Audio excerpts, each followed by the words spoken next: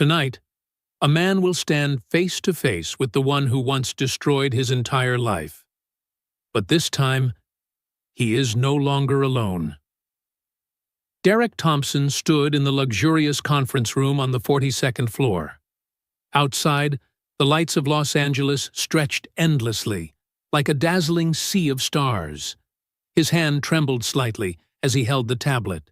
Inside were the pieces of evidence he had been forced to bury for the past 3 years. Right beside him, Helena Harrington, the most powerful female CEO in California's financial sector, sat upright, her cold gaze fixed on Henry Kim, her potential business partner. Helena's voice cut through the air, sharp as a blade. "So what you're saying is, you've never met this man before?" Henry Kim, dressed in an expensive Armani suit, his confident smile still lingering, glanced at Derek. And in that very moment, the mask fell. Across his face flashed shock, panic, then fury. What are you doing here?" Henry blurted out, forgetting the role of the elegant businessman he had been playing. Derek took a deep breath. 3 years of bowing his head to mop floors. 3 years of living in silence, like a ghost. 3 years of watching someone else parade as a success on the back of his own work. But tonight, it would all end. "I'm here," he said, his voice steadier than he ever imagined, "to take back what you stole." But to understand why this moment matters so much, we need to turn back the clock. 6 weeks earlier. The fateful night when a janitor and a billionaire woman first crossed paths, not through words, but through the language of understanding. This is the story of a single father willing to do anything for his little daughter. And it is a story that proves, sometimes, justice comes from places you would never expect. If you believe that justice always finds its way, hit subscribe to follow along with stories that touch the heart. And here's a question for you. Are you willing to pay any price to protect what's right? Even when the whole world turns its back on you? Let's go back to the beginning, where it all started. 3 years ago, Derek Thompson was not a janitor. He had once been the co-founder of a fintech company called Quantum Edge, a trading algorithm startup that even made Wall Street take notice. At 34, with an MIT degree in hand, and a college friend he trusted like a brother, Henry Kim. But more important than his career, Derek had Emily, the wife he loved, and Zoe, his 5-year-old daughter with big brown eyes and a smile that could melt the world. Everything began to change the day the doctor announced that Zoe had progressive hearing loss. Not complete deafness, but serious enough to require hearing aids and learning sign language. "This condition will worsen over time," the doctor said, his voice gentle but firm. "The family needs to prepare for the possibility that she will lose her hearing completely before the age of 10. Derek remembered that night, as if it were yesterday. Zoe was fast asleep in her room. Emily had locked herself in the bathroom sobbing. And he sat on the living room floor, with his laptop open, teaching himself ASL, American Sign Language. Every sign, every gesture. He told himself, if his daughter had to live in a silent world, then he would learn to step into that world with her. But Emily, she could not bear it. "I didn't sign up for this life, Derek," Emily said one rainy October night, her voice cold as if she were reading a contract. "I'm still young. I want a normal family. Not this. Zoe is our normal family." Derek could hardly believe his ears. "She only needs hearing aids and special classes, and lifelong speech therapy, and endless pitying stares." Emily shook her head, tears streaming down. "I'm sorry. I know I'm selfish, but I can't." 2 weeks later, Emily left, not alone. She went with Marcus, a handsome broker at a rival firm. She left behind divorce papers and a 5-year-old child struggling to understand why her mother wasn't coming home anymore. Derek remembered that night like it was carved into stone. He used clumsy signs to answer Zoe. "Where's Mommy?" Zoe signed, eyes brimming with tears. "Mommy needs time alone," Derek signed back, swallowing his tears. "But Daddy is here." "Daddy will always be here." While Derek was clinging to the fragments of his broken family, Henry Kim had already begun quietly destroying their company from within. Everything collapsed on a February day. At 11 p.m., Derek received an email from the lawyer. "Need urgent meeting. There is a serious issue with company accounts." It turned out Henry had transferred $4.3 million from the investment fund into personal accounts. And worse, those accounts were under Derek's name.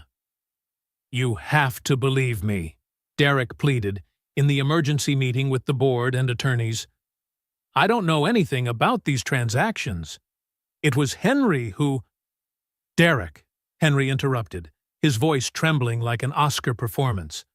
"I know you've been stressed with Zoe and Emily, but to accuse me of this is too much." "The metadata of the emails," Derek shouted. "Check the IP addresses, the login history. I wasn't even at the office those days.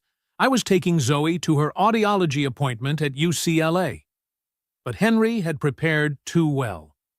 Every digital trace pointed to Derek, verified digital signatures, even an audio recording, Derek's voice, clear as day, talking about moving funds into personal accounts to avoid taxes. A deep fake. Derek knew it instantly.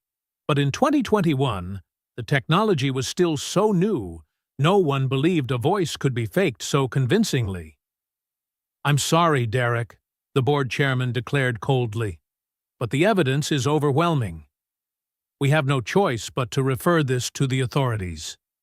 Within a week, Derek was arrested on charges of embezzlement and securities fraud. Within a month, every investor pulled out. Quantum Edge collapsed. Within 3 months, even though Henry generously withdrew the lawsuit, Derek's reputation was utterly destroyed. No financial company would hire him. No bank would lend to him. His accounts were frozen. His apartment was seized. And worse than poverty or public humiliation was the way people looked at him, like a traitor, a thief, a man who had deceived everyone.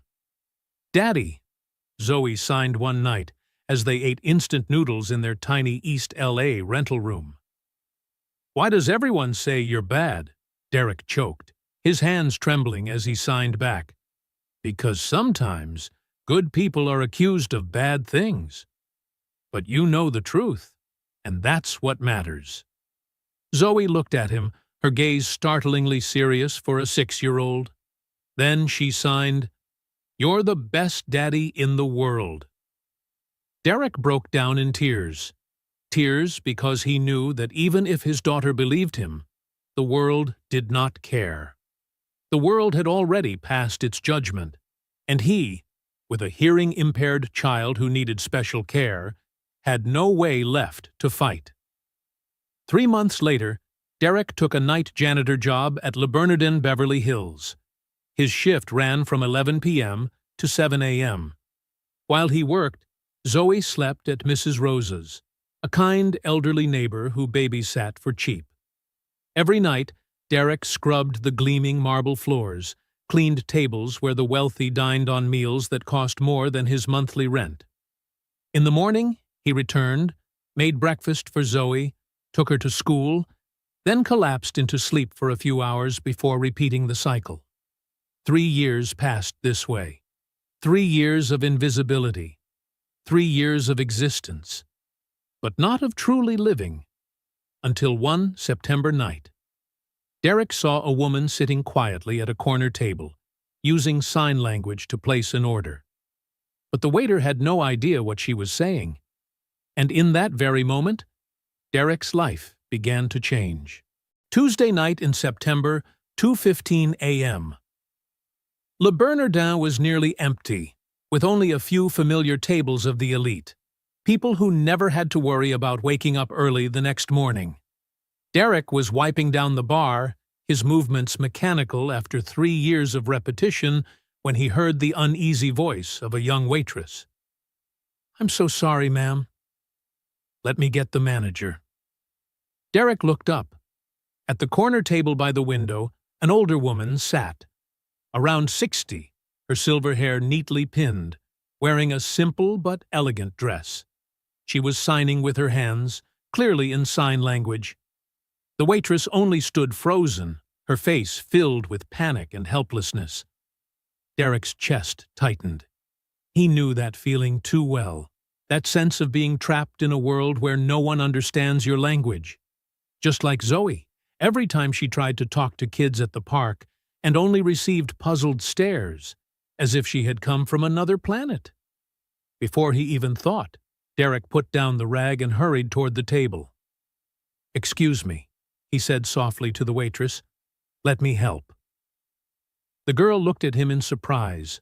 Rarely did a janitor step forward like that, then sighed in relief, nodding gratefully as she stepped back. Derek turned to the woman and signed, "Good evening." "How may I help you?" Her face lit up, disappointment melting into surprise, then into pure joy. "Oh my," she signed with a beaming smile.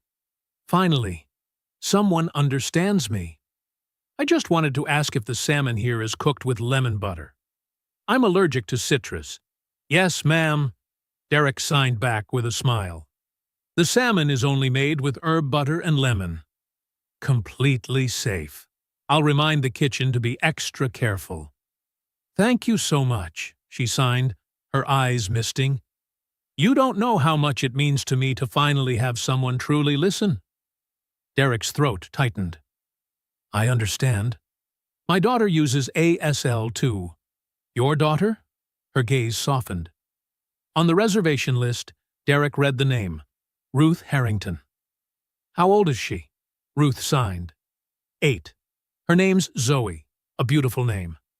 "Zoe means life in Greek." Ruth signed slowly. "You're a good father." Not everyone is willing to learn ASL for their child. Derek didn't know how to respond. It had been so long, 3 years, since anyone had called him a good man, and actually meant it. "Derek." A cold voice cut through the moment. His heart jumped. Gerald, the night manager, stood there with a scowl. And beside him, Derek instantly recognized the woman, though he had never met her in person.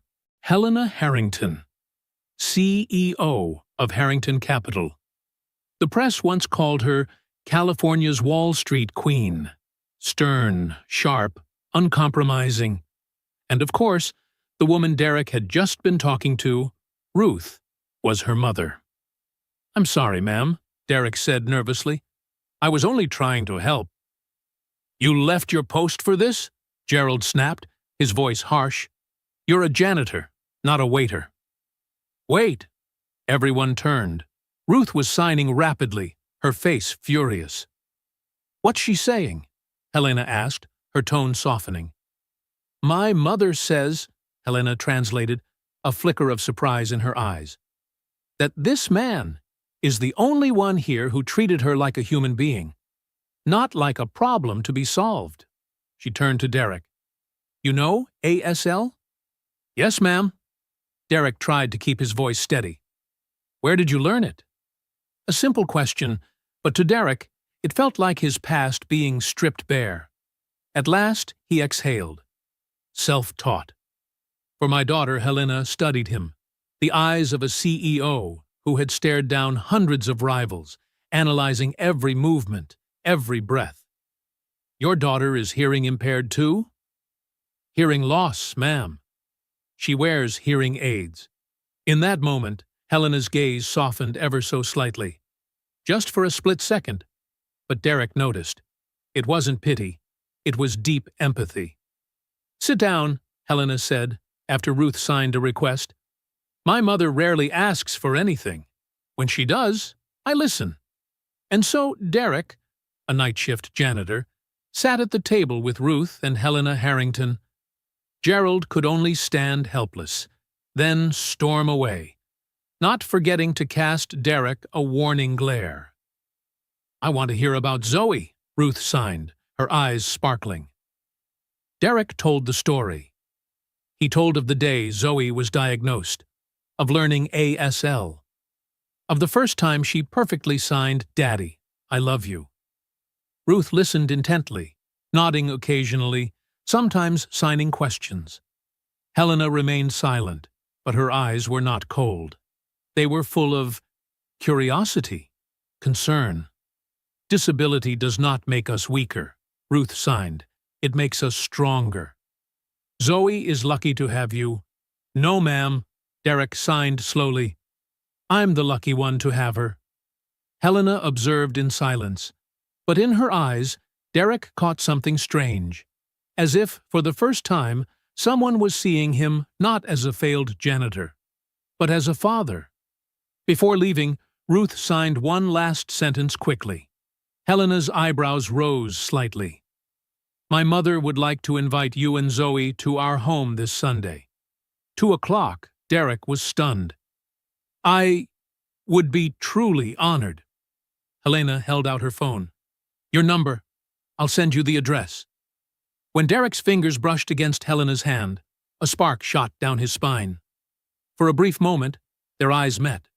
No social classes, no roles, just two human beings, quietly recognizing something in each other.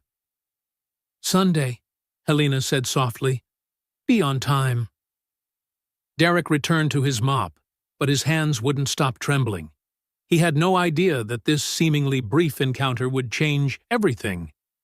And he also didn't know that at that very moment, in a luxurious downtown LA office, Henry Kim, the man who had ruined his life, was negotiating the biggest deal of the year with Harrington Capital. The wheel of fate had begun to turn. Sunday arrived faster than Derek expected. "Daddy," Zoe signed as he fumbled with her hair, something he was never good at. "Why do we have to dress up so nicely?" "Because today we're meeting someone special," Derek signed. "Her name is Ruth. She's also hearing impaired, like you, and she really wants to meet you." Zoe's eyes lit up. "Really? She uses ASL too?" "All her life. She can teach you many things." They took the bus. Derek still couldn't afford a car, to Bel Air.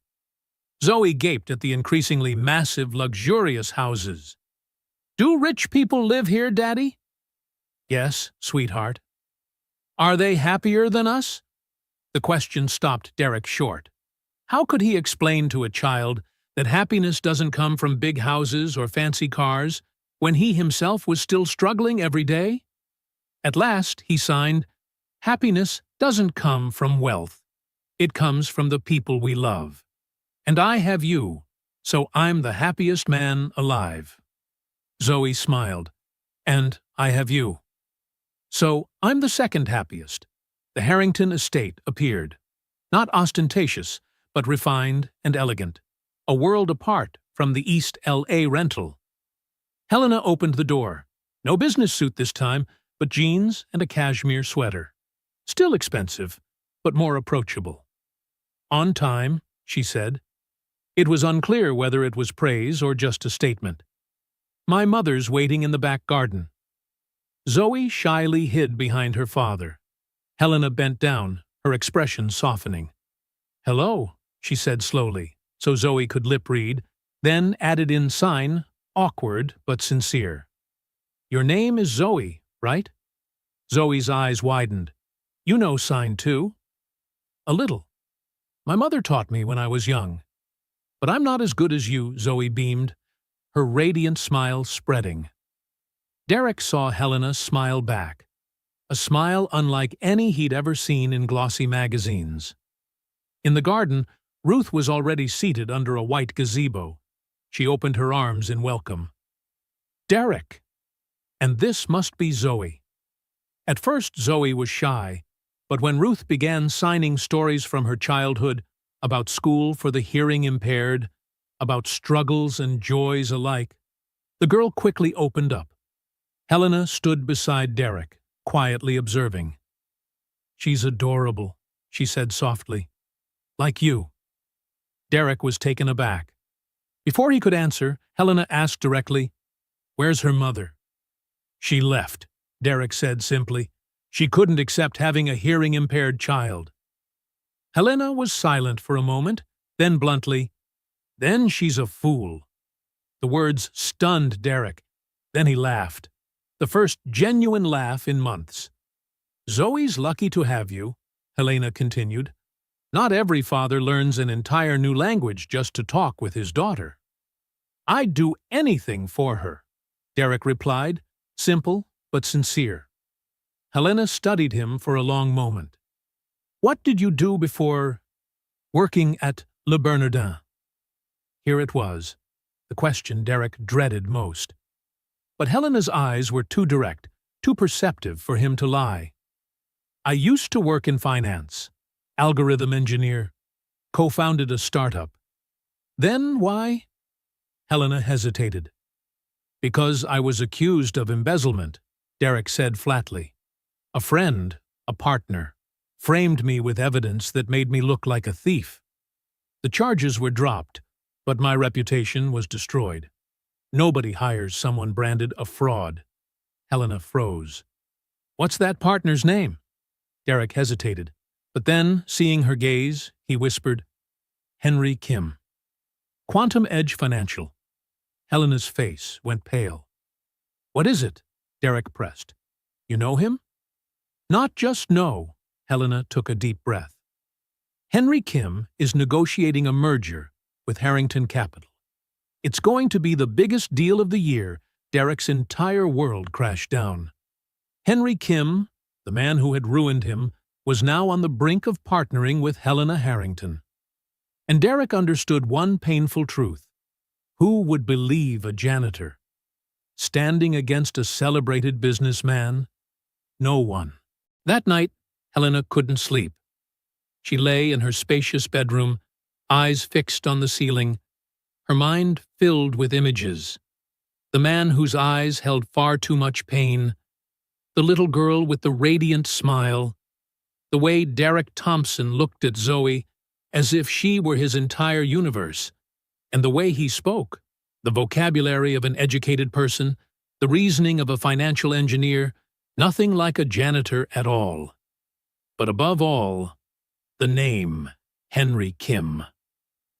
At 2 a.m., Helena opened her laptop.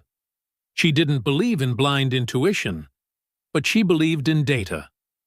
And in Derek's story, there was something that didn't align with Henry Kim's perfect image.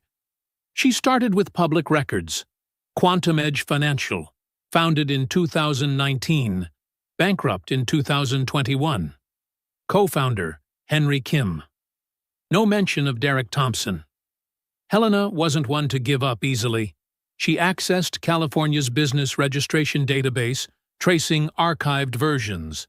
And then, in the original filing from March 2019, the truth appeared. Quantum Edge Financial LLC co-founders, Henry Kim and Derek Thompson Equity, split 50-50. But in the amendment from August 2021, just 2 months after the embezzlement scandal, Quantum Edge Financial LLC, CEO, founder, Henry Kim, former employee, Derek Thompson, engineer, 2019-2021, from co-founder to employee, from 50% equity to 0. Helena kept digging. The press wrote, "Senior engineer Derek Thompson charged with embezzling $4.3 million. CEO Henry Kim uncovered the misconduct. Charges were dropped due to insufficient evidence. Kim declares he doesn't want to ruin the life of a single father." The last line sent a chill down Helena's spine. A single father. That meant Henry knew about Zoe, knew everything, and still struck. Helena moved on to the patent section. There were as many as 17 patents Henry filed from 2021 to 2024, all related to trading algorithms, each patent worth millions of dollars. She randomly opened one, U.S. Patent number 1093, predictive algorithm for high-frequency trading based on multivariable regression analysis. Inventor, Henry Kim. Filing date, September 15, 2021. Approval date, March 22, 2022. But the PDF file's metadata said otherwise. File creation date, February 14, 2020. Original author, D. Thompson, Quantum Edge. Last edit, September 12, 2021. The author had been removed from the file. Helena sat bolt upright. This wasn't a coincidence. This was systematic fraud. She checked 5 more patents. All had the same pattern. Original files from 2019 to 2020 listed D. Thompson, then were edited and refiled under Henry Kim's name in 2021 to 2022. At 4:30 a.m., Helena called James Porter, the general counsel. "Helena?" James's voice was groggy. "Good Lord, at this hour?" "James, I need you to vet someone. Completely discreet. Name's Henry Kim, CEO of Quantum Edge. Henry Kim? Our merger partner?" "Yes, and precisely because of that. I suspect he stole intellectual property from a former partner and built his entire company on fraud." A heavy silence. "If that's true, and we've already signed the deal," James said quietly, "then Harrington Capital will be tied to a company that stole IP. We'll be sued. Our reputation will collapse." "I'll start first thing this morning," James replied. "But Helena, if he made it through initial due diligence, then he's very good at covering his tracks.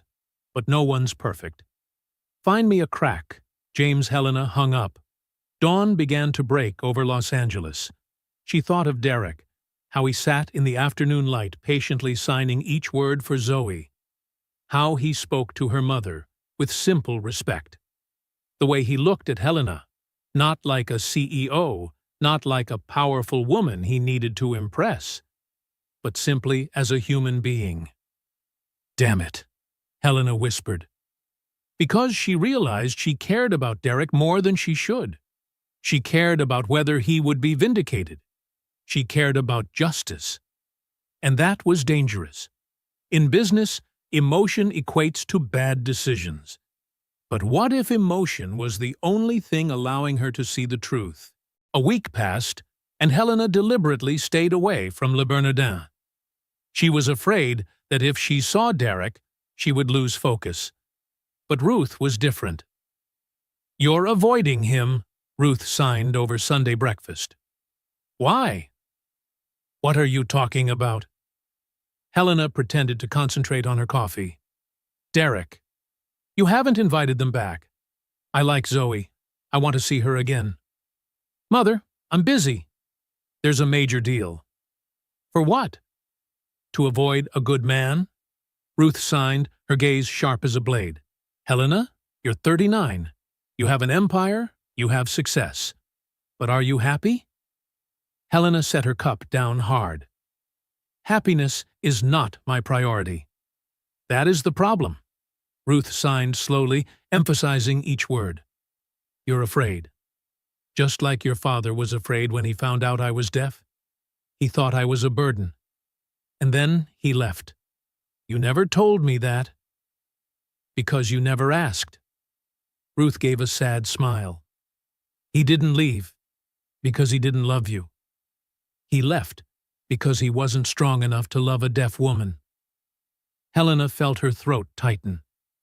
"Derek isn't like that," Ruth continued. "He doesn't see disability as a burden.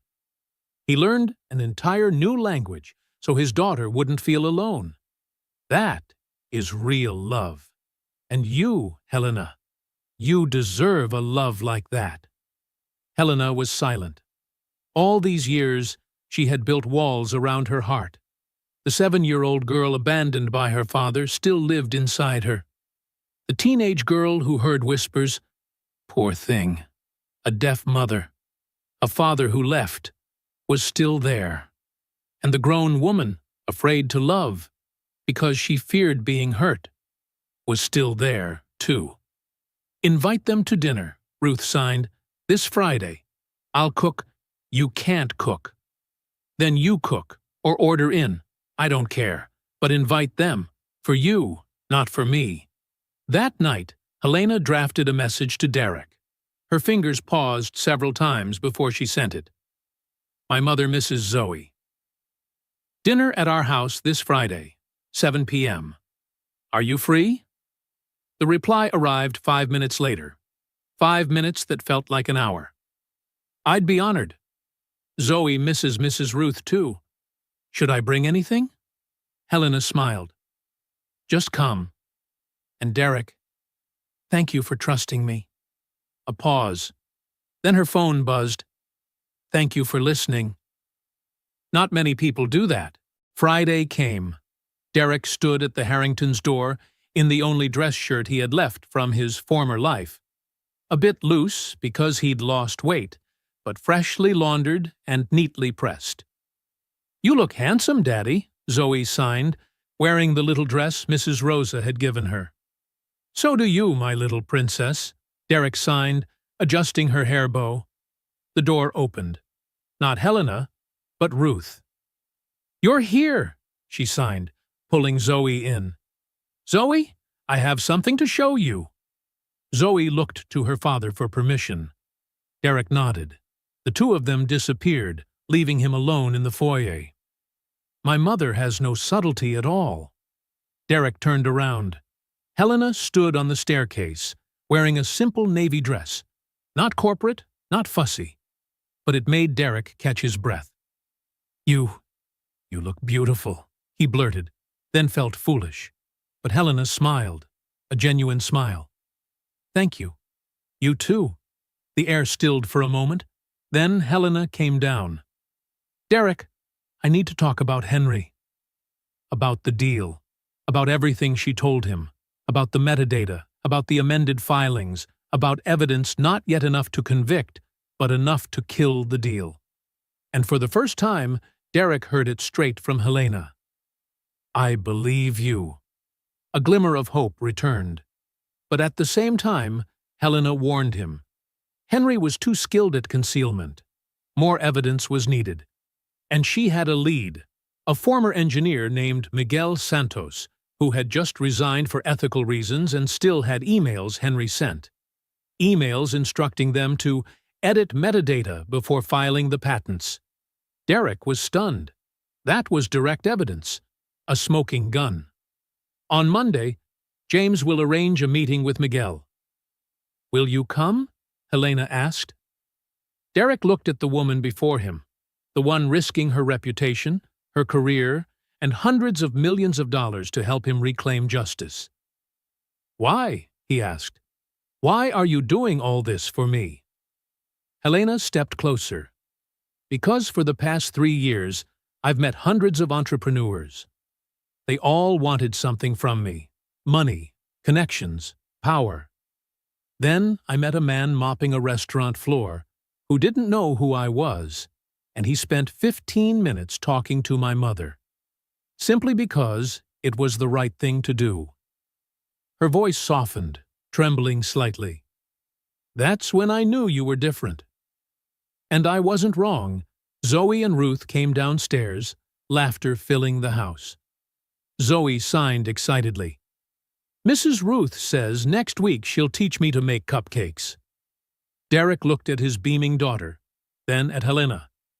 In that moment, he knew, whether or not Henry was brought down, whatever the future held, this moment, here, was worth more than anything.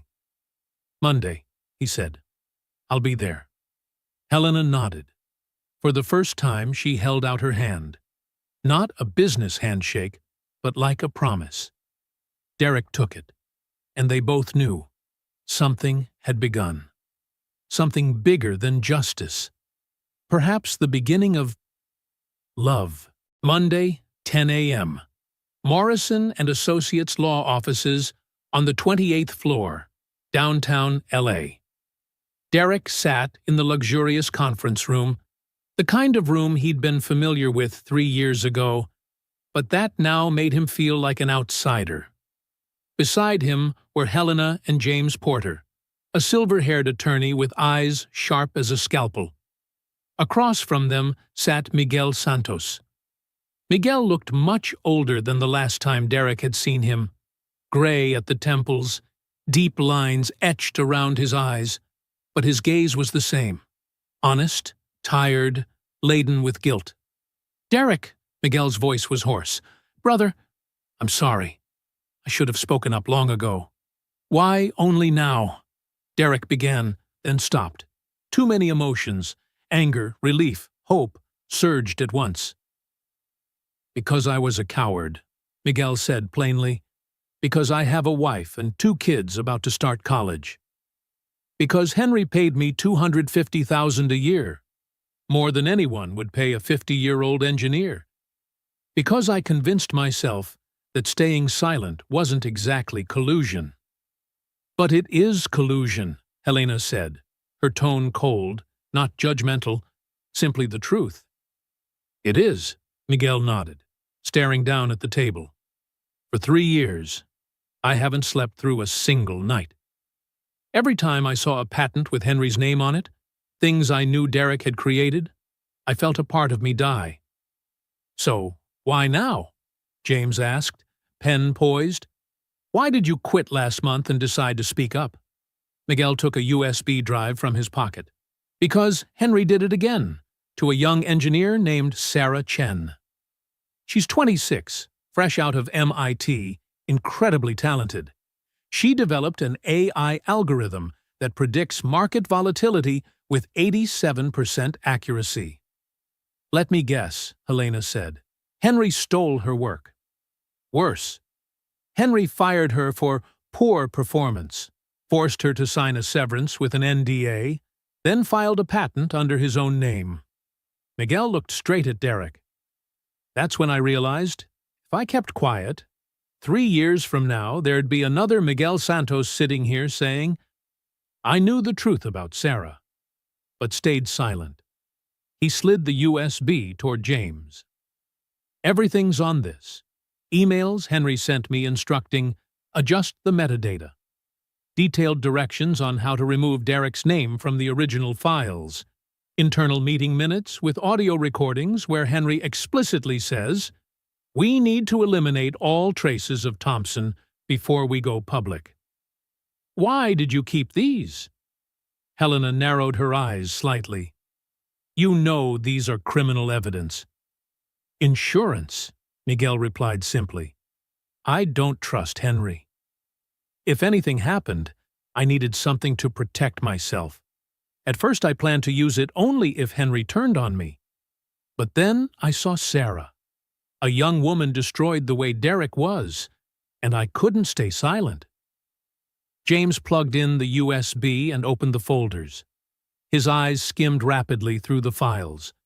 The stern look shifted to surprise, then to satisfaction. "This is—" James exhaled. "Irrefutable evidence. Emails with Henry's digital signature, original metadata, meeting transcripts with audio." He looked up at Miguel. "Do you realize you've just given me enough to indict Henry Kim for fraud, theft of intellectual property, and money laundering?" "I do." Miguel turned to Derek. "I also know nothing can make up for the 3 years you lost, but at least the truth will come out." Derek's throat tightened. 3 years of suspicion.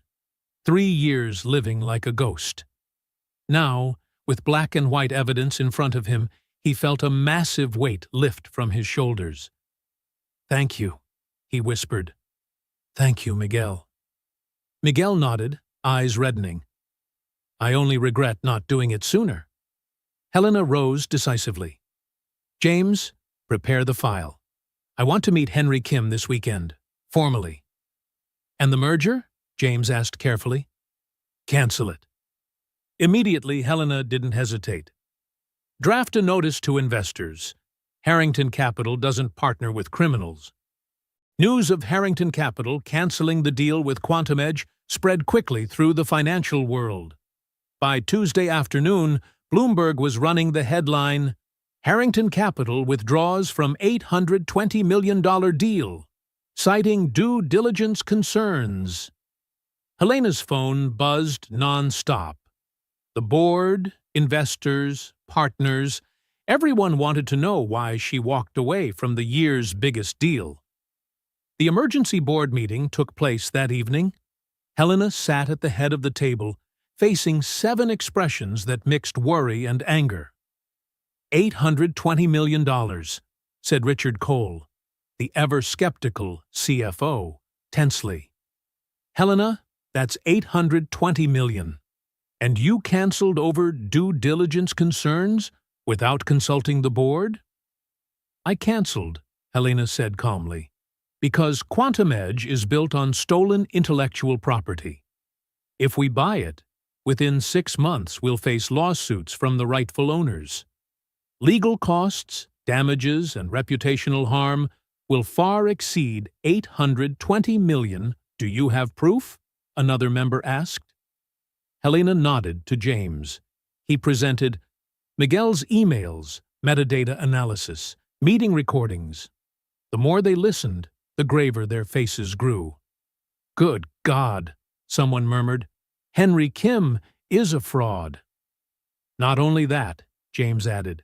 We found at least 3 other instances where Henry stole employees' work. Sarah Chen is only the latest.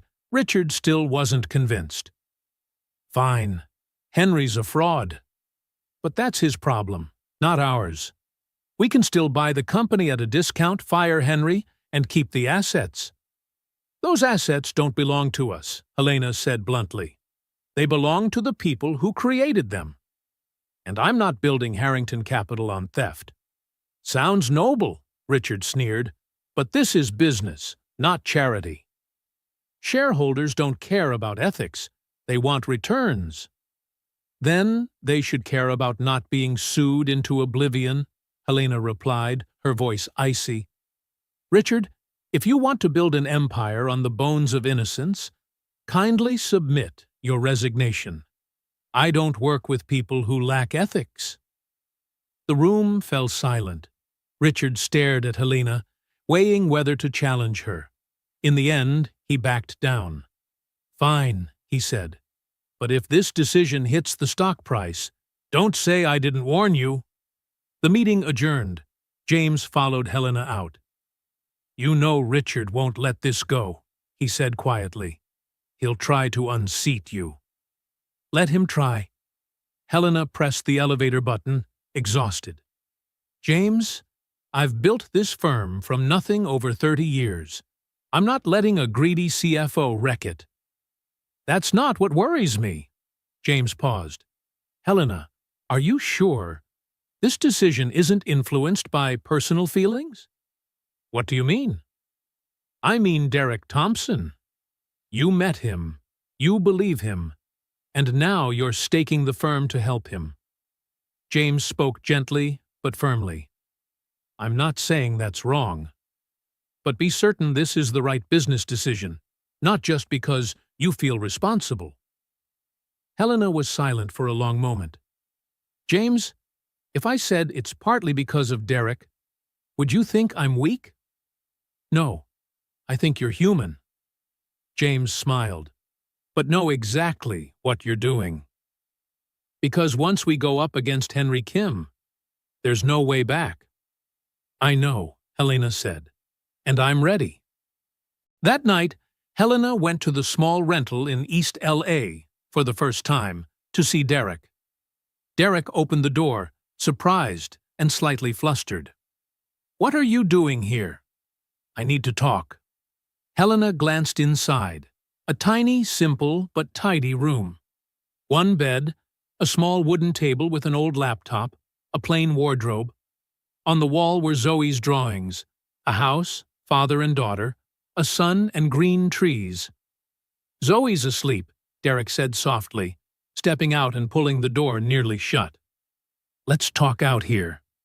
They sat on the steps outside. The LA night was warm. The sound of traffic drifted from afar. "The board wants me to go back to the deal," Helena said plainly. "They think I'm making a huge mistake." "And what do you think?" Derek looked at her. "I think they're more afraid of losing money than of doing wrong." Helena sighed. "But Derek, you need to understand. If we take this path, publicly accusing Henry, your life will get very difficult. Henry will strike back. He has lawyers, money, connections. He'll try to destroy you again." "He can't destroy what's already broken," Derek said, his voice sad but steady. "That's not true." Helena turned fully to him, eyes resolute. "You're not broken. You were knocked down, but not broken. There's a big difference." "You don't understand," Derek gave a bitter laugh. "You don't know what it's like to lose everything. Waking up every morning, watching your kid eat instant noodles because her dad can't afford more. Having to tell her you can't see the audiologist because you don't have insurance. Having to—" His voice caught. Helena lightly placed her hand on his. "You're right," she said softly. "I don't know. I was born into wealth. I've never worried about rent or meals, but I know what it's like to lose someone you love, to be betrayed by someone you once trusted. And I know that sometimes choosing between safety and justice is the hardest choice of all." Derek looked at her delicate hand resting on his calloused one. "You're risking too much for me," he said. "Not for you," Helena corrected gently. "For what's right. And, fine, maybe partly for you." She smiled. "But mainly because I couldn't look at myself in the mirror if I let Henry walk free. What if everything fails? What if he wins? Then at least we'll know we tried. And that's more than most people." Helena gave his hand a slight squeeze. "I can't promise victory, can't promise justice will surely come. But I promise this. This time, you won't be alone." No matter what happens, Derek looked into those hazel green eyes, honest, steadfast. He understood. This wasn't just a war with Henry, but a journey to find himself again, to reclaim the dignity he thought he'd lost. "All right," he said. "We do it." Helena smiled, a truly warm smile. "Then Thursday morning, we meet Henry. James is getting things ready. I'll be ready." They sat a while longer, shoulder to shoulder, gazing at stars blurred by the city's haze. "Helena," Derek said softly, "when this is all over, whatever the outcome, I want you to know. You're believing me, fighting for me. That's the greatest gift anyone's ever given me." Helena turned, her face inches from his. "Derek." No one could tell who moved first. They kissed, gentle, tentative, full of promises not yet spoken. When they drew apart, Helena chuckled, cheeks flushed. "Was that a good idea?" "Probably not," Derek admitted, "but I don't regret it." "Neither do I." Helena stood, smoothing her hair. "I'm going. Meeting with the lawyers tomorrow." "Helena," Derek called as she stepped down. "Thank you. For everything." She glanced back, her eyes soft in the night. "Don't thank me yet." The hard part's still ahead. And she was right. Because at that very moment, in a plush downtown office, Henry Kim took a call from an insider at Harrington Capital. "Helena Harrington is investigating you. She has Miguel Santos, the emails, and Derek Thompson." Henry set the phone down. His face went blank for a beat. Then a smile emerged, cold and dangerous. "Well then," he said to the empty room, "let the war begin." Thursday morning. Harrington Capital offices. Conference room on the 40th floor. Derek stood in front of the building, looking up at the glass mass glittering under the California sun. 3 years ago, he used to walk into places like this as the co-founder of a promising tech company. Today, he walked in as a man reclaiming his life. "Are you ready?" Helena appeared beside him, wearing a navy suit, her familiar battle attire. "No," Derek admitted, "but I don't think I'll ever be completely ready." Helena squeezed his hand, a quick, discreet gesture, but enough to transmit strength. "Remember, we have evidence. We have the truth. Henry only has lies." They entered the elevator and went up to the 40th floor. James Porter was already waiting in the conference room, along with 2 attorneys and a recording technician. "Everything's set," James reported. "Henry Kim will arrive at 10 a.m. with his lawyer, Richard Steele from Morrison and Beck." "They don't know what we have." "Good," Helena nodded. "Let them be confident." Confident people tend to slip. At exactly 10 o'clock, the door opened. Henry Kim walked in, impeccably dressed in a Brioni suit, hair neatly slicked back, wearing a confident smile. Behind him was Richard Steele, a tall, silver-haired lawyer with the face of someone used to winning. But when Henry saw Derek, his step faltered for a beat. Shock, then anger, and fear? "Derek," Henry kept his courteous tone. "What a surprise." "I think so too," Derek replied, calmer than he expected. For 3 years he'd imagined this moment, facing Henry and speaking the truth. And in reality, the rage didn't explode like he thought. What remained was fatigue and resolve. "Mr. Kim," Helena began, her voice cold and professional, "thank you for coming. We have some serious issues regarding the merger. I understand Ms. Harrington has withdrawn." Henry sat down, still at ease. "I hope we can clear up the misunderstanding." "There is no misunderstanding," James said, opening his laptop. "We discovered that Quantum Edge's core assets, 17 trading algorithm patents, were not developed by you." Richard Steele immediately cut in. "That is a serious allegation. I hope you have evidence." "We do." James rotated the screen. "Emails from you, Mr. Kim, to Miguel Santos, senior engineer, dated September 12, 2021. You wrote, quote, "Miguel, need you to adjust the metadata in the algorithm files before filing. Remove any reference to D. Thompson. Ensure logs only show me as creator." Silence. Henry looked at the screen, his face unchanged, but his eyes clearly calculating an escape. "Emails can be forged," Richard countered. "They can," James nodded. "Except these bear Mr. Kim's digital signature, verified by Quantum Edge's server. And we have 47 similar emails, plus an internal meeting recording from September 8, 2021, where Mr. Kim explicitly says, 'We have to eliminate Thompson completely. No one can know he was ever a co-founder.'" Henry still said nothing, but his hand clenched the armrest. "That's not all," Helena continued. "We have documents showing you systematized this behavior. Sarah Chen, David Rodriguez, Priya Mehta, at least 3 other employees whose work was stolen, who were fired on false pretenses, and whose patents were filed under your name, Ms. Harrington." Richard tried to regain control. "These allegations are—" "The truth," Derek spoke up for the first time, drawing everyone's eyes to him. "And you know it's the truth, Henry. You know because you planned it step by step, exploiting me at my weakest.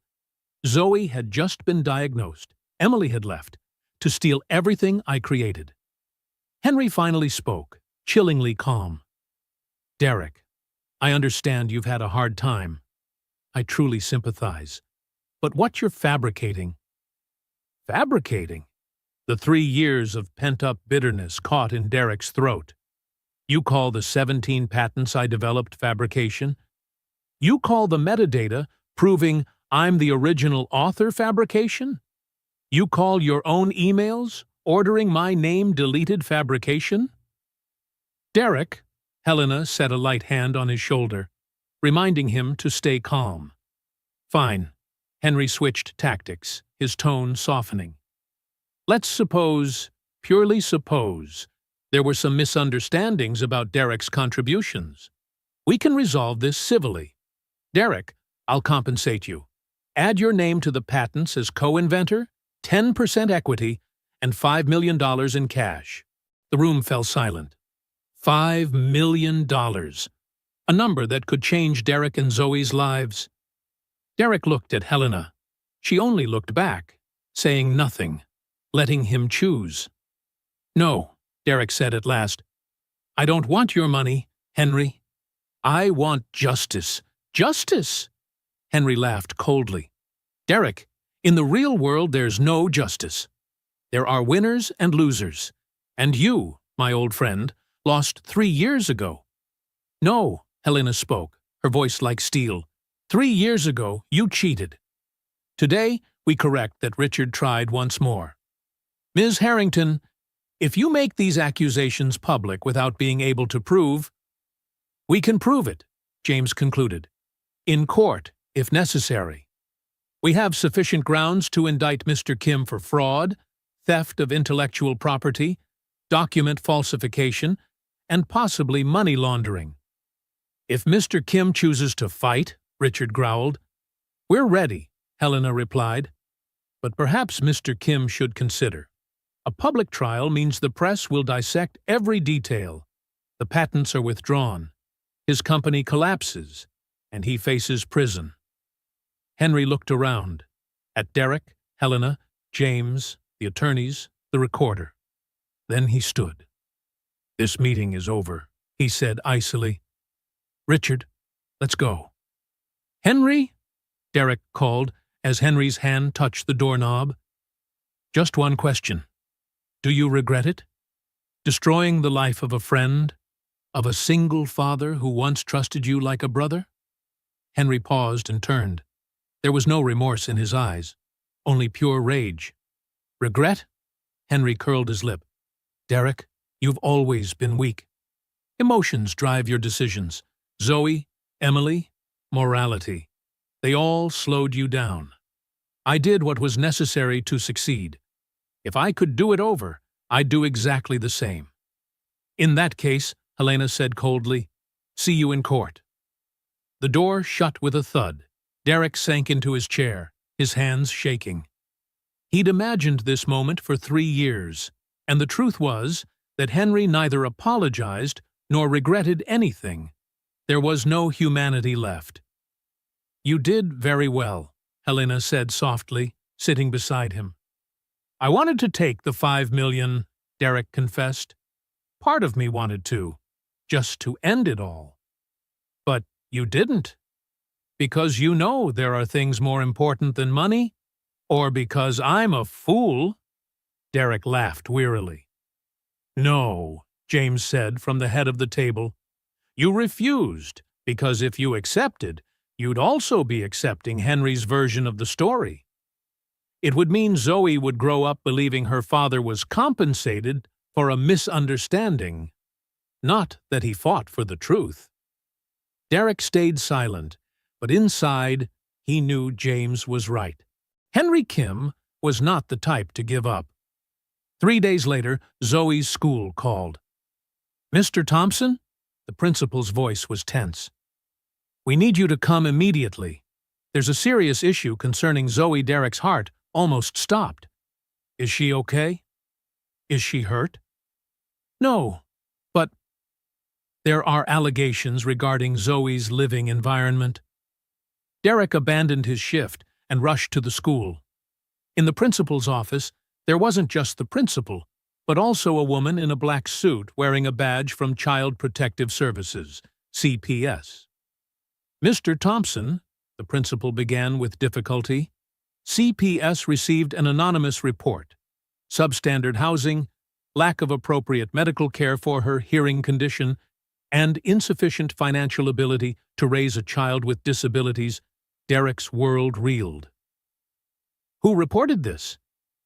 Anonymous, the CPS officer replied. But we must investigate every allegation. Where's Zoe? She's in class. Please understand, we're not assuming you're a bad father, but our responsibility is to ensure a safe, appropriate living environment. The room is small, old, but clean, Derek nearly cried out. Zoe has food, a warm bed, and love. I work all night, so she has everything. As for medical care, the woman continued, still in an official tone, records show Zoe missed 2 audiology appointments in 6 months. Because I don't have insurance, Derek said in despair. I'm saving up. I'll take her when I have enough. Mr. Thompson, her tone softened. I'm not saying you're a bad person, but sometimes love alone isn't enough.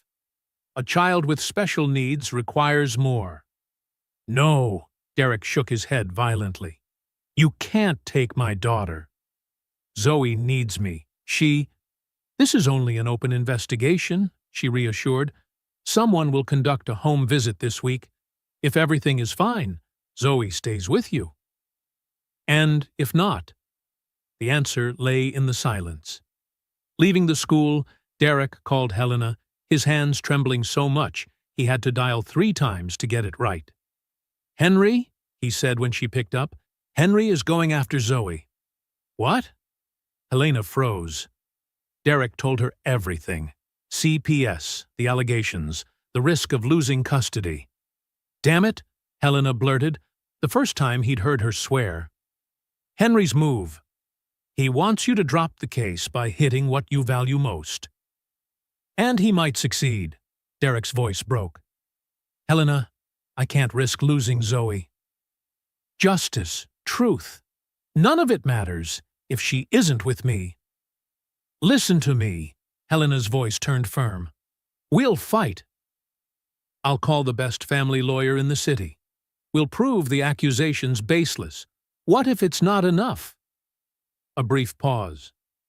Then we'll make it enough. Derek, trust me.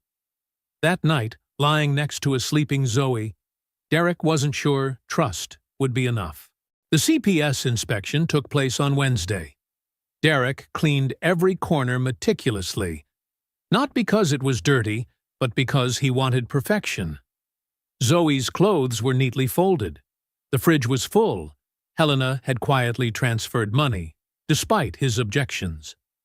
The inspector was a middle-aged woman named Mrs. Chen, unrelated to Emily. She walked around the room, taking notes, asking questions. Where does Zoe sleep? On the bed. I sleep on a mattress on the floor. Why aren't there 2 beds? The room only fits 1 bed. Zoe always gets the good bed.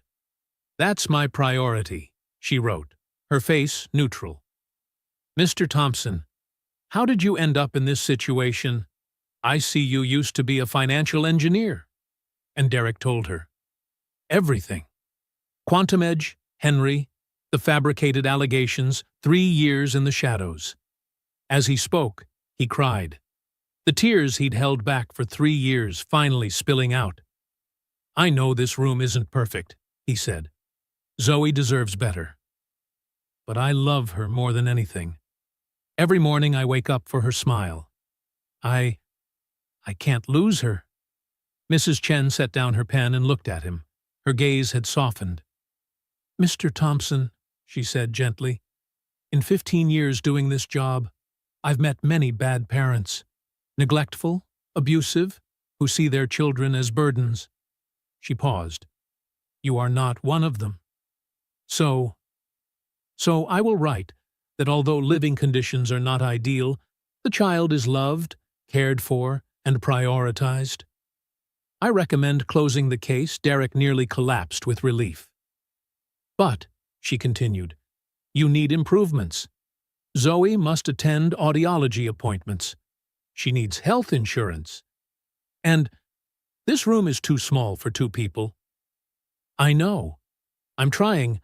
I can see you're trying. And that's what matters. She stood. I'll send the report within 2 days. She left. Derek sat down on the floor and cried, from relief, exhaustion, and a newly kindled resolve. That evening, Helena stopped by with Mrs. Ruth and Zoe. The three had spent the entire afternoon together. "Daddy!" Zoe ran in, signing excitedly.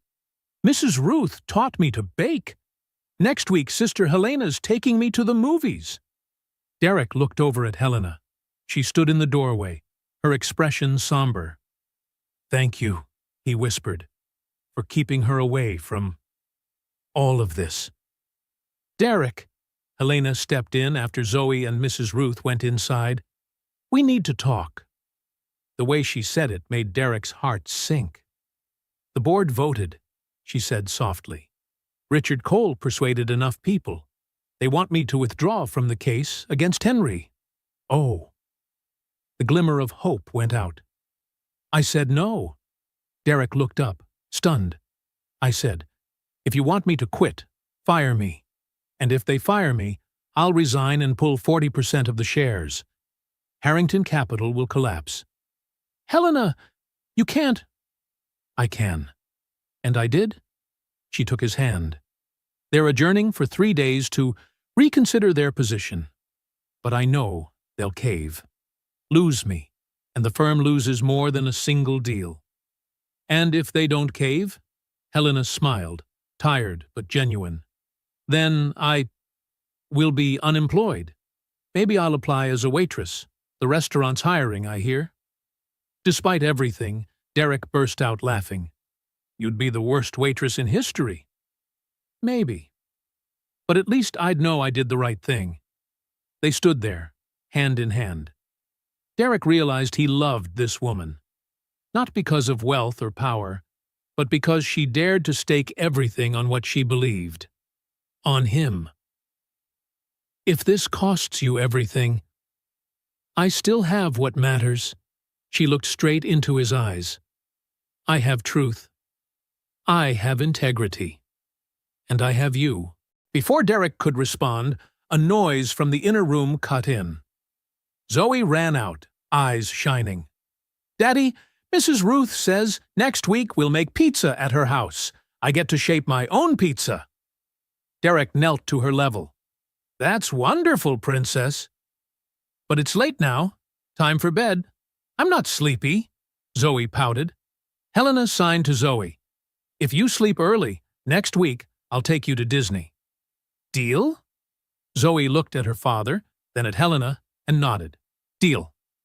Zoe went into the room. Mrs. Ruth sat reading, signing a story to her. Derek and Helena stood on the tiny balcony, just big enough for two. "You're good with her," Derek said softly. "Zoe makes everything easier. She's special." Helena leaned on the railing, looking at the city night. "Derek, I need to say this before we go any further." "Further?" "With the lawsuit. And with us," Helena turned back, her gaze serious. "James confirmed. Henry is preparing to strike back. He hired a major PR firm to deny the accusations. He's ready to burn millions to drag out litigation until opponents are exhausted." "I'm not surprised." "There's more." Helena hesitated. "Our source says Henry will smear you personally. He's hired investigators to dig into your past. Anything he can use." Derek gave a bitter laugh. "No need to dig. My past is a public mess." "Not all. He's trying to pull Emily in," Helena said quietly. "Your ex-wife. He wants Emily to testify that you're unfit as a father." Derek felt his blood freeze. "Emily would never—" "She left Zoe once," Helena said frankly. "James's intel says she's in financial trouble. Marcus, the man she left you for, has gone. Low salary, high credit card debt. If Henry throws enough money at her—" "No," Derek shook his head violently. "She may have left us, but she wouldn't destroy her own daughter for money." "Are you sure?" The question hung in the air. The truth was, Derek wasn't sure. He had once thought he knew Emily, the woman he'd planned a future with. But she had left, walked away from a hearing-impaired child because she had not signed up for this life. If she could do that, what else was she capable of? "We have to prepare for the worst," Helena said. "James is assembling a defensive file. My mother is ready to testify about your parenting. Zoe's school will confirm she's happy and well cared for. And if Emily shows up to say I'm unfit—" Derek couldn't finish. Helena took his hand. "Then we fight. I won't let Henry take your daughter, I promise." "You can't promise that." "Yes, I can." Helena stepped closer, her voice resolute. "I'll use every resource to protect you and Zoe. Every lawyer, every connection, every dollar if needed. Henry thinks he wins with money? I have more money, and unlike him, I'm willing to spend it on what's right." Derek looked deep into those hazel green eyes, filled with determination and something deeper. Love. "Why?" he whispered. "Why do you do all this? Risk your career, your reputation, possibly your company, for a janitor and his hearing-impaired daughter?" "Because," Helena's voice caught, "I spent my life building an empire, thinking success was everything. Then I met a man who refused $5 million on principle.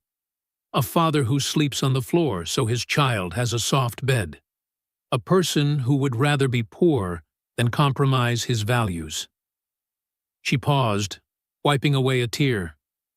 "And I realized, all money and power are meaningless if they're not used to protect people like you, good people crushed by the world." "Helena!" "I love you, Derek." The words burst out like a dam breaking. "I know it's crazy. We've only known each other a few weeks, but I can't help feeling this way. Seeing you and Zoe, watching you fight upstream, I see the kind of person I want beside me. The person who makes me want to be better." Derek was speechless. Too many emotions crashing over him. Astonishment, happiness, fear. "You don't have to say anything," Helena rushed on. "Just know why I'm fighting, not out of obligation or pity, but because I can't imagine my life without you and Zoe." "Helena," Derek finally found his voice, "for 3 years I've convinced myself I didn't deserve love. I failed, as an entrepreneur, as a husband, as a man. The only thing that kept me from going under was Zoe." He reached up and touched her cheek. "Then you showed up. You didn't see me as a failure. You saw someone worth fighting for. You gave me what I thought I'd lost forever: hope." "Derek, let me finish." He smiled, tears spilling over. "I love you, Helena Harrington. I love your strength and your kindness, the way you treat your mother like a queen, the way you kneel to Zoe's level to sign, the way you're willing to risk everything for what's right." They kissed. Not the tentative kiss from before, but a committed one. A promise. Whatever happens, they will face it together. When they pulled apart, both were laughing and crying. "So we're doing this," Helena said. "Against Henry." "Against everything together," Derek nodded. Suddenly Mrs. Ruth appeared and signed, "Have you two kissed yet? If not, you're too slow." Helena and Derek burst out laughing, pure, relieving laughter. "My mother can't keep a secret," Helena shook her head. "I like that about her," Derek smiled. But before they could prepare for the legal battle, Henry struck again. Friday morning, the Los Angeles Times ran a front-page story. Harrington Capital CEO accused of favoritism. Romantic involvement with plaintiff in suit against business partner. The article, based on anonymous sources, painted Helena as a woman ruled by emotion, with an inappropriate relationship, with a service worker with a past allegedly involving embezzlement. It implied the entire lawsuit was personal revenge, not justice. Worse, there were photos. Helena and Derek standing on the balcony of the rental. A private moment. Someone had been watching. Someone had taken the shot. Helena's phone exploded. Investors demanded explanations. The board called an emergency meeting. Reporters swarmed the headquarters. That afternoon, the board met. This time there was no cautious support, only anger. "This is a PR disaster." Richard Cole slammed the newspaper on the table. "Helena, you've turned Harrington Capital into a joke." "I've turned it into a company with principles," Helena replied. "There's a difference." "Principles don't pay dividends," Richard barked. "You're romantically involved with the plaintiff, a blatant conflict of interest." "I met Derek after deciding to investigate Henry," Helena said calmly. "My personal relationship did not affect my business judgment." "The market disagrees. The stock is down 12% since this morning." "That's a short-term reaction. When the truth about Henry comes out—" "If the truth comes out," Richard shot to his feet, face flushed. "Henry's made you the villain. Now every accusation looks like a lover's vendetta. You destroyed your own credibility." The room fell silent, because Richard had a point, and everyone knew it. "What do you want me to do?" Helena asked quietly. "Quit? Let Henry win?" "We want you to step down." One member, Sarah Winters, whom Helena had considered an ally, spoke up. "Temporarily. Until the scandal blows over." Helena felt the ground tilt. "You're pushing me out." "Not firing. Paid leave, 6 months," Sarah offered weakly. "If I refuse?" "We'll vote to remove you," Richard said coldly. "Helena, you built this firm. Don't let it collapse over a man. Derek is not a man. He's the victim of fraud. If we turn away, we're no different from Henry Very Noble," Richard sneered, "but unrealistic. This is business. Sometimes you have to cut your losses." Helena looked around. 7 faces. 5 lowered their eyes, avoiding her gaze. Only James and one other looked at her with helpless sympathy. "Fine," Helena said at last. "I'll take a leave." Audible sighs of relief. "But," she continued, her voice like steel, "the lawsuit against Henry Kim continues. Whether my name is on it or not, James will represent Derek Thompson. And if anyone obstructs this, I will pull all my shares and watch this firm collapse." "Helena, this meeting is over." She stood and walked out without looking back. That evening, Helena went to Derek's rental, alone, eyes reddened, utterly exhausted. "They forced me to take a leave," she said simply. A boulder of guilt settled in Derek's gut. "Helena, I'm sorry. I never wanted—" "Don't," she cut him off. "Don't apologize. I chose this, and I would choose it again. But your firm—" "Just a firm. It can be rebuilt." She closed the door and sat on the edge of the bed. "But if I let Henry win, if I quit now, I'll never be able to look at myself in the mirror again."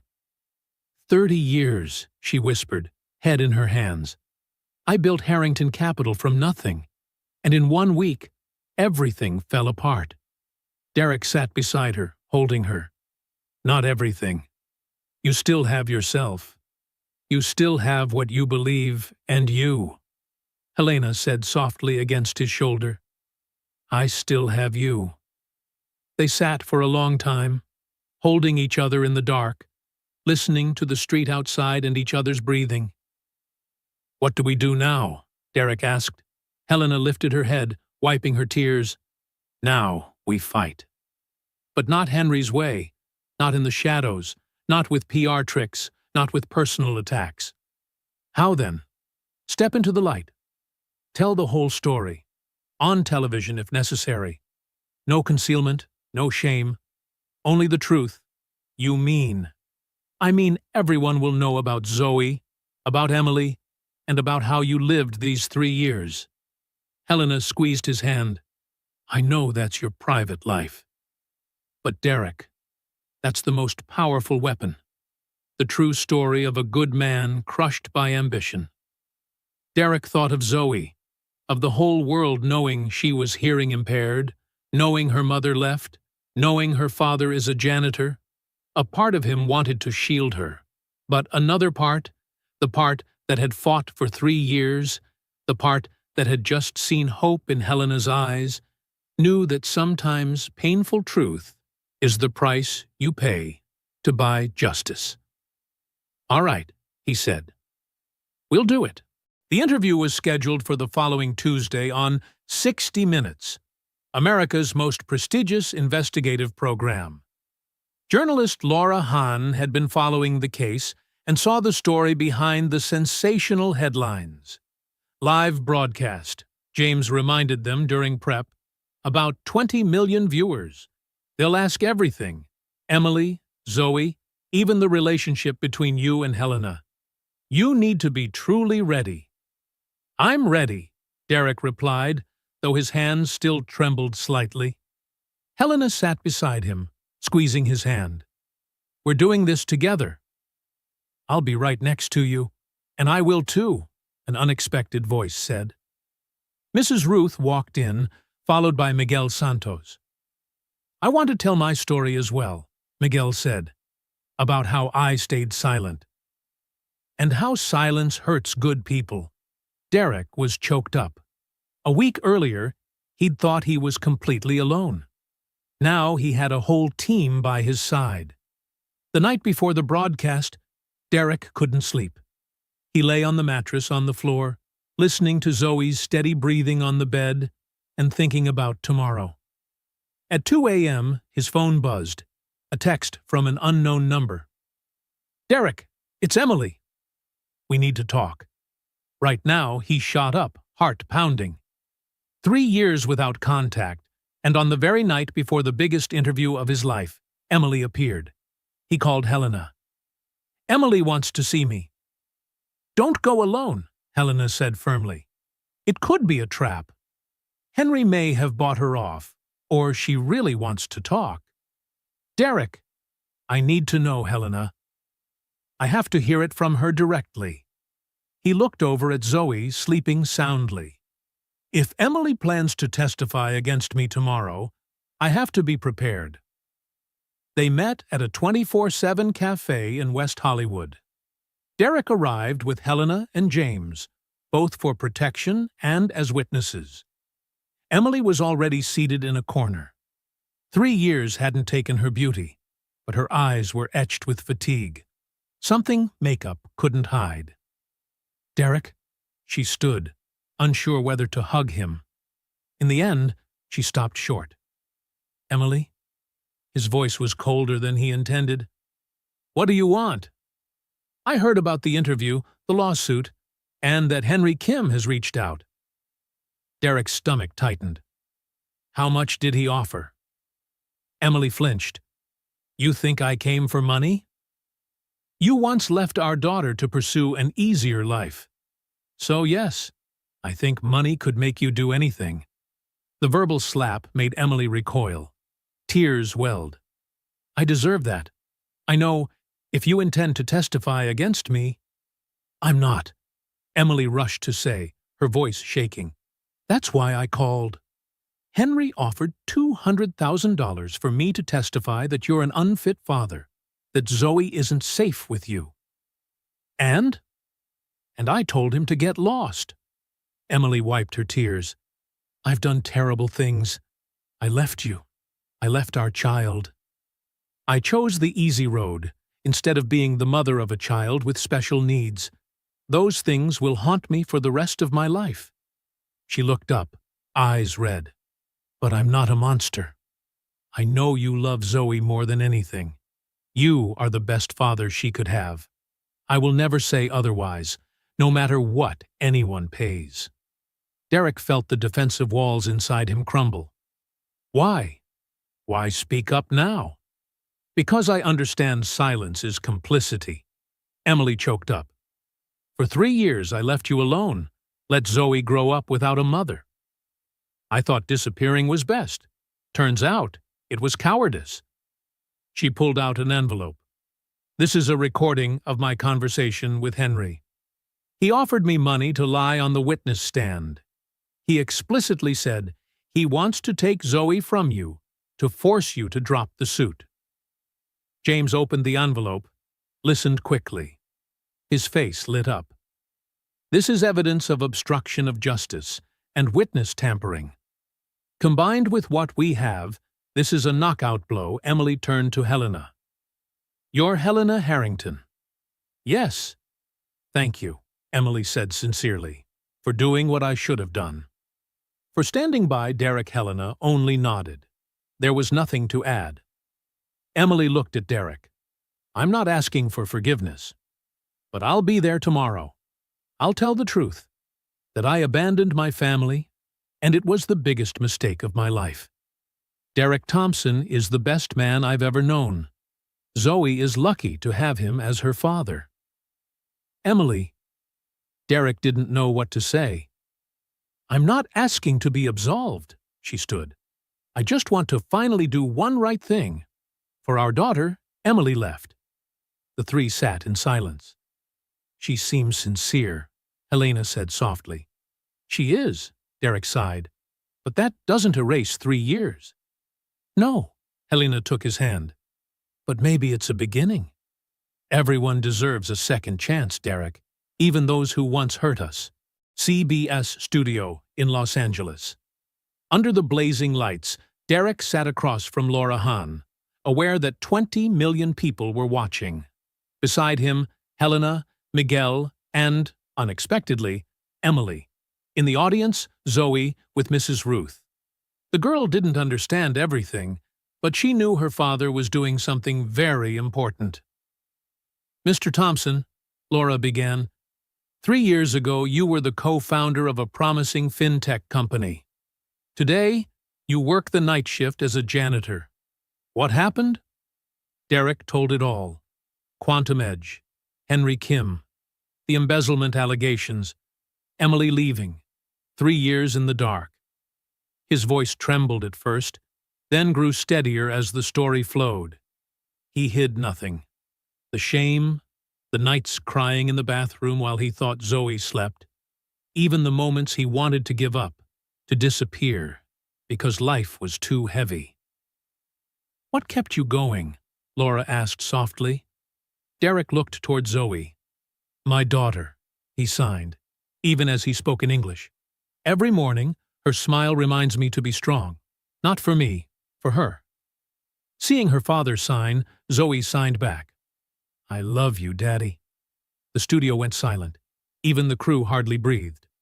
Laura turned to Miguel. "Mr. Santos, why did you stay silent for 3 years?" Miguel spoke about his cowardice, choosing financial safety over what was right, about the day he saw Sarah Chen treated the same way Derek had been, and how he could no longer stay silent. "I'll live with this guilt for the rest of my life," Miguel said. "But at least now, I can live with myself." Then came Emily's turn. Laura did not pull her punches. "Ms. Martinez, 3 years ago you left your husband and your hearing-impaired daughter." "Why?" Emily didn't make excuses. "Because I was a coward. I wasn't strong enough to face a future different from the plan. I looked at my daughter as a problem to solve instead of a child who needed love." Tears spilled. "But I'm here today to say, Derek Thompson is the best father and the best man I've ever known.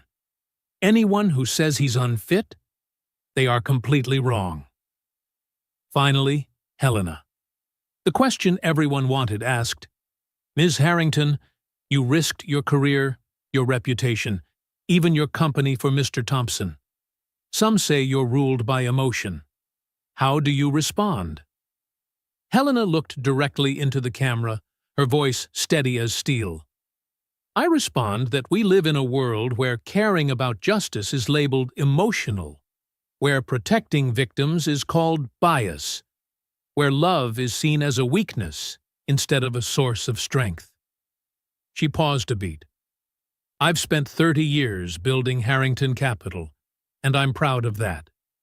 But if I have to choose between the firm and what's right, I will choose what's right, every time. Because in the end, what defines us isn't money or titles, but the times we stood up for what we believe. And Mr. Thompson? Laura asked. Do you love him? Helena turned to Derek and smiled. I love him. I love his courage, his kindness, the way he loves his daughter. And I am not ashamed of that. The interview ended with Derek hugging Zoe, Helena standing by his side. For the first time in 3 years, Derek felt he no longer had to hide. Public reaction came fast and fierce. Within 24 hours, #JusticeForDerek climbed to #1 on Twitter. Millions shared the story, demanding that Henry Kim be held accountable. Tech giants, Google, Microsoft, Apple, simultaneously emphasized ethics in the industry. Several CEOs publicly pulled any collaborations connected to Henry. The heaviest blow came from the Patent Office. After reviewing the file James Porter submitted, they suspended all 17 patents under Henry's name to investigate fraud. Without patents, Quantum Edge had nothing. Investors pulled out, clients canceled contracts. Within a week, the empire Henry had built on lies collapsed.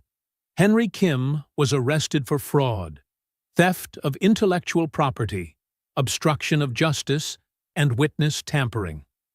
3 months later, the trial opened. Derek sat in the gallery, holding Helena's hand, watching the man who had once been his friend, who had destroyed his life, stand before the judge. Henry Kim, Judge Melissa Grant said, her voice cold as steel, you systematized fraud for years, destroying the lives of those who trusted you. You built wealth on the pain of others. Henry stood silent, face expressionless, but his shoulders trembled slightly.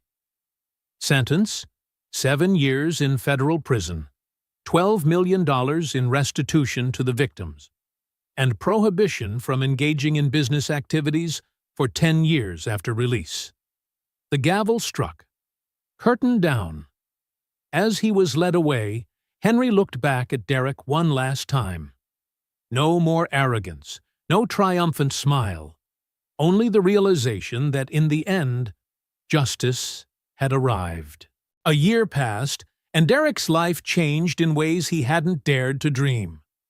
From the restitution, plus the restoration of authorship on the patents, Derek founded a new company, Thompson Technologies. Not flashy, but his, truly his. Miguel Santos became CTO. Sarah Chen, the engineer Henry had once railroaded, became head of AI. And Helena? After leaving Harrington Capital, this time voluntarily, she became a strategic advisor to Thompson.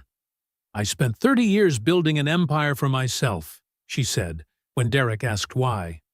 Now I want to build something that means something. They married in the spring in Mrs. Ruth's garden. Zoe was the little bridesmaid, signing the vows for them both.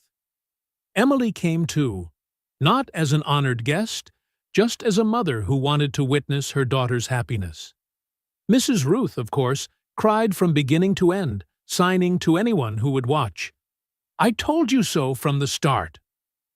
Zoe, now 9, attended a wonderful inclusive school, with friends and teachers who understood. Most importantly, she had a family. Daddy, she signed at dinner in the new house, big enough that everyone had a room of their own. Can I ask something? Of course, Princess. Is everything better now than before? Derek looked around the table. Helena smiling at one of Mrs. Ruth's stories, candles swaying, the smell of food they had cooked themselves. Yes, sweetheart, he signed. Much better. Because we're rich now? Derek laughed. Not because of that. Because we don't have to hide anymore. Because I get to be myself. Because we have a family. In the true sense, Zoe nodded solemnly. I like it better this way. That night, After Zoe fell asleep, Derek and Helena stood on the balcony of the new house. Not as big as Helena's old mansion, but it was theirs, looking down at the city. "Do you regret it?" Helena asked. "All of it? The 3 lost years?" Derek thought. "I can't say I'm glad it happened, but it taught me who's worth trusting, who matters. And it brought me to you." "Diplomatic answer," Helena laughed. "Honestly?" Derek turned to her, serious. "If I could avoid it all, the pain, the shame, 3 years in the dark, but it meant never meeting you, never learning I'm stronger than I thought, never seeing Zoe become the brave girl she is today, I wouldn't trade it." "You'd choose the pain." "I choose the journey. Because it brought me here." He kissed her forehead. "To a home, to a family, to you." Helena leaned into him, and they stood listening to the city. "Funny, isn't it?" she said softly. "Henry thought destroying you meant winning. In truth, he freed you to become who you were meant to be." Derek considered it and realized she was right. At Quantum Edge, he'd been swept into the race. Money, status, proving himself. At Thompson, he was building something meaningful. A company that treated people fairly, where innovation wasn't built on deceit. "Remember the first night we met?" Derek asked.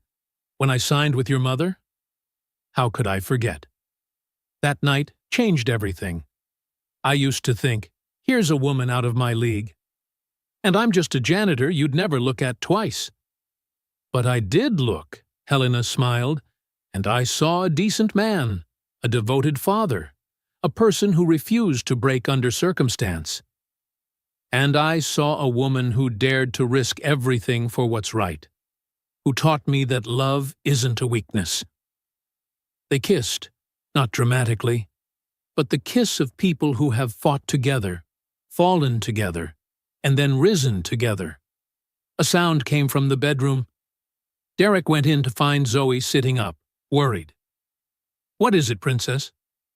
"I dreamed about before, the tiny room, when you were always sad." Derek sat beside her. "That's over. We're not going back. Promise?" "I promise," he signed, then added, "And do you know why I can promise?" "Because now we have a family. We have Helena. We have Mrs. Ruth. We have so many people who love us. We're not alone anymore." Zoe thought for a moment, then signed, "Now I have Mommy Helena." Derek's heart clenched, not with pain, but with happiness. "If that's what you want to call her, then do. Helena loves you like her own. I know." Zoe smiled, lay down. "You can go now. I'm sleeping. I have a math test tomorrow." Derek kissed her forehead, turned out the light, and stepped back outside. "She called you Mom," he whispered. Helena's eyes lit up. "Really?" And she said it like it was the most natural thing in the world. "Maybe, to her it is." Helena laughed, wiping away tears. "God, I didn't think I'd cry over this." "You're a mom now," Derek hugged her. "Welcome to the team." Terrible hours, low pay, but the emotional benefits are priceless. They stood in the quiet hallway, listening to Zoe's steady breathing, and both felt that they were home. 6 months later, Thomson Technologies launched its first product, a trading algorithm platform built on ethics and transparency. "We believe technology must serve people," Derek said on stage before investors, clients, and the press. "And success means nothing if it's built on lies." He paused, looking out over the audience. 4 years ago, I lost everything to someone who exploited trust. I lived in the dark, thinking life was over. Today, I stand here, not just as a CEO, but as someone who understands that failure isn't an ending, it's the beginning of something better. Applause thundered, but Derek looked only to the front row, where Helena sat with Zoe and Mrs. Ruth. I've also learned that family isn't just blood, he continued. It's the people who stay when it's hard, who believe in you when the world doubts, who love you for who you are. After the launch, when the crowd had thinned, they stood on the building's rooftop. "You did great, Daddy," Zoe signed. "I'm proud of you." "Thank you, Princess," Mrs. Ruth signed, smiling warmly. "I knew from the start you'd get back up." "Good people always do." "Not always," Derek signed back. "But this time, because of all of you." Helena stood beside him, looking out at the city, the same city where, 4 years ago, everything fell apart. Now, everything was different. Not because the city had changed, but because they had. "Did you ever think we'd be here?" she asked. "No. Never," Derek laughed. 4 years ago, if someone had told me I'd marry a billionaire CEO, have my own company, and a happy Zoe, I'd have said they were crazy. And if someone had told me I'd walk away from Harrington Capital for a man who once mopped floors, Helena chuckled, I'd have shown them the door. And yet, here we are. "Yes, here we are," Helena repeated, resting her head on his shoulder. Zoe ran up, tugging both their hands. "Daddy, Mom, can we go home now?" "I'm hungry. Let's go." Derek smiled. As they left, an unusual family born from suffering and bound by love, Derek glanced back at the city one last time. Somewhere, Henry Kim sat in a cell, facing the consequences of his choices. Somewhere, Emily was rebuilding her life, living with her regret. Somewhere, many others were still fighting their own battles, believing they were alone. But those stories were for another day. Today, Derek Thompson, once a financial engineer, then a janitor, now a CEO, a father and a husband, just wanted to go home to his family. For the first time in 4 years, when he thought of home, he didn't see a cramped room and a mattress on the floor. He thought of laughter, of meals around the table, of Zoe signing stories from school, of Helena wearing the reading glasses she hated to admit she needed, of Mrs. Ruth adding one more dish to the spread. He thought of love, and that was enough. People ask if I hate Henry Kim. The answer is no. Hatred requires energy I'd rather spend on those I love. People ask if I regret the years I lost. The answer is complicated. I regret the pain Zoe had to witness, but I don't regret the journey, because it taught me who I am. And if you ask what I want people to remember from this story, I want them to remember that no one is invisible. No one is alone. Sometimes the rightest thing is to believe in someone when the whole world doesn't. Because that's what Helena did for me, and that made all the difference. If this story touched you, please like, subscribe, and turn on the notification bell so you won't miss more stories that touch the heart. Thank you for watching to the end. See you in the next video.